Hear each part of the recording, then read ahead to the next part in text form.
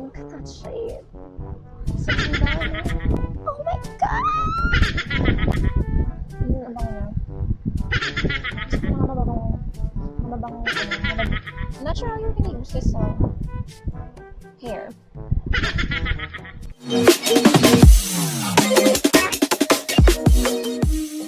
Got here another box. Oh, and there is a note. Hey girl, hope these goodies help with your beauty business. Miss you. Miss you really. What's the next? We've got here products. Okay, let's start with, I'm seeing a lot of Pixie products here. So I've got here a ring light, mini ring light for your phone. Thank you. But here, Pixie skin treats on the go with ginseng and glycolic acid, ginseng and acid glycolic multi-use moisture stick. Travel-friendly solid moisturizer used on face, lips, body, and hair. Really? Moisturizer siya. So this is a moisturizer. On the go moisturizer. Pwede din sa hair mo. Okay. Let me see. Para siyang, ano pangalan yun? Parang clay brush. So, I'm not sure. Ah, ayan. So, twist daw. So, pag tinwist mo siya, ano ba siya? I'm not sure how you're gonna use this hair. Ano, may mga ganitong products. So, we've got here Pixie Glow Tonic Serum. This lightweight serum gently exfoliates, hydrates, and nourishes. It softens, refines, and restores radiance for smooth and balanced skin. Massage 2 to 3 drops onto cleansed toned skin before moisturizer. Serum siya. Pero serum siya na hindi lang panggabi, pwede rin sa umaga. Natural, kasi wala naman nakalagay na na bawal gamitin sa umaga. So yung mga serum na pang ano lang. So ito siya, meron siyang dropper. Ang bango na. Gusto ko yung mga mababang products para siyang nakakawala ng stress. And parang may aromatherapy. I'll use this and then I'll let you know. I'll use this and this, I'll let you know if maganda ba siya para sa akin. Maganda ba siya sa skin. As you know, I have sensitive skin, acne prone skin, and ngayon lang medyo gumanda yung kutis ko. Thanks to NYX products. And NYX Rejuvenating Set. I am on my second set already, and then after I finish yung second set ko, I'm gonna use yung glow set nila. But I'm gonna try to use this kasi parang glow set din siya. Ayan, glow tonic naman. So, I guess this is a toner. Yeah, it is a toner. So, gently exfoliates and brightens, revealing healthy, glowing skin for all skin types. Alcohol-free. Yeah, I'm gonna try Pixie products after gamitin yung second set ko ng RIX. Okay, I think that's all the RIX products that I have. Pixie products that I have. Ang cute! Meron siyang pabango. Tory Burch and Michael Kors. I think this is yung mga sampler. What? Oh my god. Gusto ko lang ganitong pabango. Ang cute niya. May spray siya. May spray. And it's super liit. 1.5 ml. Michael Kors. Na Wanderlust. And Tory Burch. Ganun din. Ang cute oh. Gagamitin ko pa rin yung lalagyan kahit pagkatapos. If pwede siyang ma-refill. Kasi ang cute niya. Then I've got here 16-hour camo concealer from e.l.f. Wow. Full coverage matte. I'm hearing a lot of good reviews about e.l.f. It's just that dito sa Pilipinas, phase out na yung mga products nila. So, hindi ko na na-try. Like it. Let's check the applicator. Oh, ang laki. Ang laki ng applicator niya. Jump. Next, we've got here Dazzle Shadow Liquid from MAC. This liquid eyeliner. Pantherized is the... Oh! Ito yung mga nilalagay ditong shimmer. Hindi pa ako nakatry nun. Because as you know, I'm a professional makeup artist, but I'm very puripot. So as much as possible, before I buy a product, I make sure na it's gonna suit most of my clients, most of the events that I'm working on. This is more of for artistic, mga glam look eh. So, hindi ako nakapag-try ng mga glitter eyeshadow pa. But, I'm gonna try this. Ang cute ang shala ng couch. Anastasia Beverly Hills. Okay. Oh my god! I've got a Prep and Prime from MAC. Prep and Prime from MAC. Wow. I love it. As you know,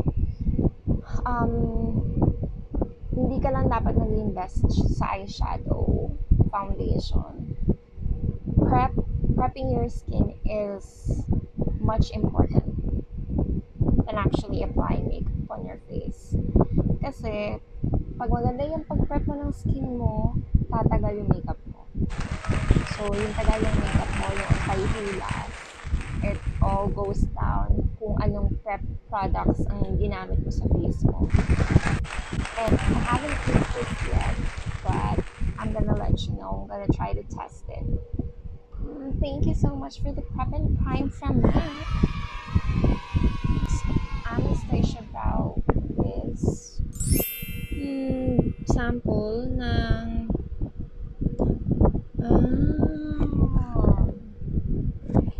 eyebrow pencil ng Anastasia Beverly Hills. Oh, thank you.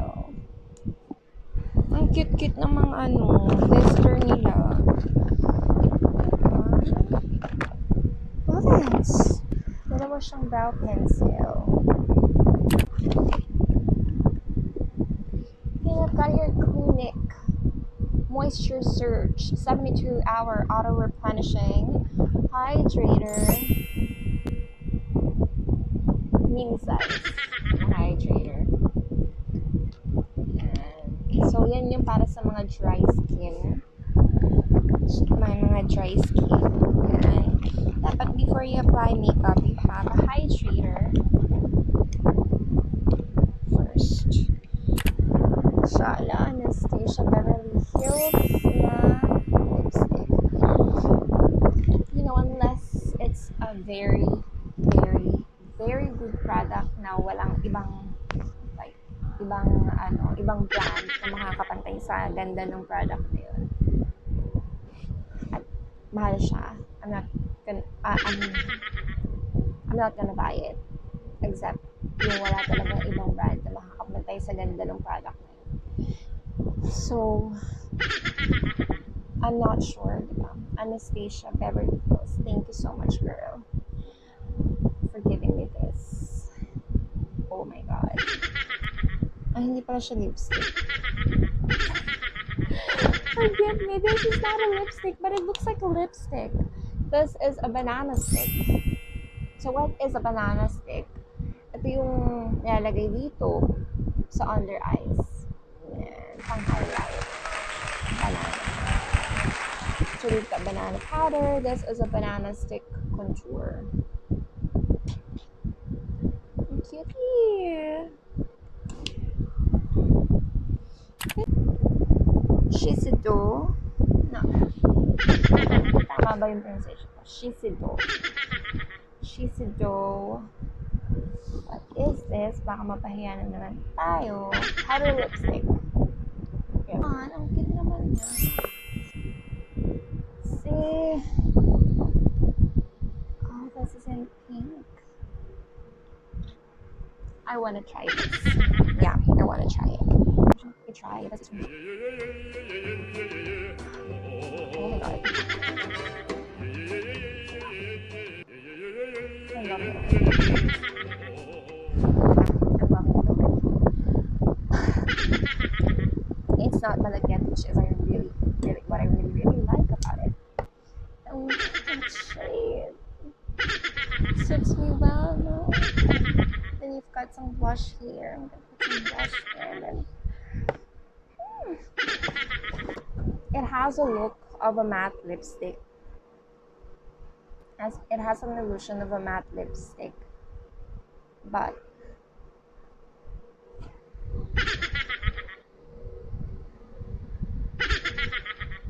it does not transfer and it's moisturizing. Very, very good for everyday use. Yeah, for everyday use.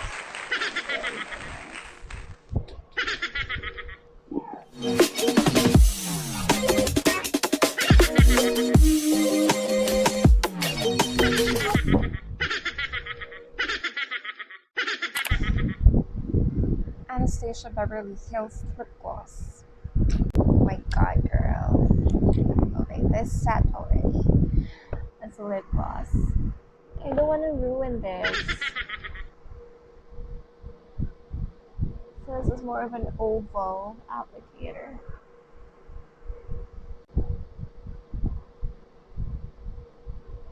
I don't want to ruin this lipstick, so I'm not gonna try this one. But it's like pink.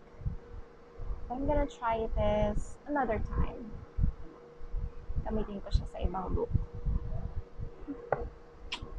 Hey, this is Anastasia Beverly Hills, and I'm not gonna buy any Anastasia products unless it's very, very, very good. Because it's really pricey. Sobrang mahal yan. Kaya hindi ko bibili unless super ganda. Walang ibang makakapantay sa ganda yan. What I've got is Naked Cosmetics. This is a holographic highlighter collection. Wow, holographic. Wow, so cute. Look at all those colors. Meron tayong pink, violet, orange, green, blue, and yellow. Nakakainis. Kasi, na-video ko na itong tatlong to.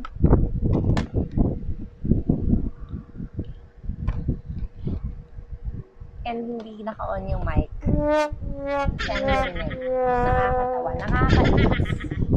So, I'm just gonna tell you guys what I thought or what I think about these products. I think nabuto tayo kanina sa Naked Cosmetics. So, Naked Cosmetics is the highlighter. I like it because holographic talaga. As in, ganyan. Parang, yan yung highlighter. Pag highlight mo siya, it's gonna show the green and the pink. Diba? Kunyari, green yung kinuha mo dito. Makikita mo rin yung green doon. Yun din yung kulay niya. Unlike other highlighter products na kahit may kulay siya, hindi mo makikita yung kung green man siya, pink or yellow highlighter, whatever. Next is the Revolution, Makeup Revolution Ultra Eyeshadow Palette. The color payoff is good. It's just powdery for me, but I really, really, really love the shades. Kasi all of those are neutral colors, all shades of brown, all shades of gray, all shades of nude, and I could definitely use this kasi wala ko nito and I really like that. And next is the Athena. This is actually what I really, really love. Although the colors, hindi siya masyadong may neutral naman siya. But we also have their color orange and color violet. What I love about this one is, oh my god, The color payoff is just too much. Kill me already. And yung glitter niya, yan yung glitter na yan. It's real glitters, but it's not falling off. It's very intact. Definitely would do a separate video about this. Already thinking of all the good different looks that I can do using that eyeshadow. And the next is Sculpt and Glow. Yan. I already said earlier na in my 1 year as a professional makeup artist, I only use one blush and contour palette, and that's a detail and that's a detail blush and contour palette because it's very affordable, 499 pesos lang, and very good sa skin. All skin tones, bagay yung contour and highlighter na yun, pati yung blush. Very, very good. So, I'm gonna try to use this and check if anong mas bet ko. Best bet ko pa rin ba yung detail or bet ko na tong profusion. I'm not sure. Mukhang mas mamahalin tong isang to. Yan. So, this is the ColourPop eyeshadow palette. The colors are beautiful, but it's a little bit powdery and the color payoff is not that strong. Whenever you're gonna look for an eyeshadow palette, sabi ko kanina, it doesn't matter what is the brand because what you need is different colors. Sabi ko nga kanina, kuripot ako. So, if you're like me, that don't wanna invest in products that you don't wanna use, so you think of the color. Una yung color niya. Next is yung color payoff. Kung nakulay ba, diba? Mayroong mga pink or violet. Pag kinulay mo, wala masyadong kulay. Hindi mo makita yung violet. Yan, diba? Also, mas maganda kung creamy siya, hindi siya powdery, para hindi siya mahirap dito. Lalo na pag magsusmoky eyes ka, kasi pag powdery siya, masyado maraming fall off. Malalaglag yan dito sa lower eye mo, magsasmudge, magugulo yung buong look mo. So, yun lang. So, kahit anong product yan, kahit mumurahin yan, as long as you've got the right texture and the color payoff, then you're good. Well, that's actually it. I hope you enjoyed as much as I do this unboxing video. I'm very, very glad. Thank you so much, girl. Sa mga pinadala mo, I'm super, super, super happy. I really, really would be able to use this. And I'll be using it in my vlogs as well. So, tune in and like and subscribe to my YouTube channel. Also, click the bell button para you get notified whenever I upload videos. Okay? Well, thank you so much. Thumbs up if you like this video and share to your friends as well. Bye!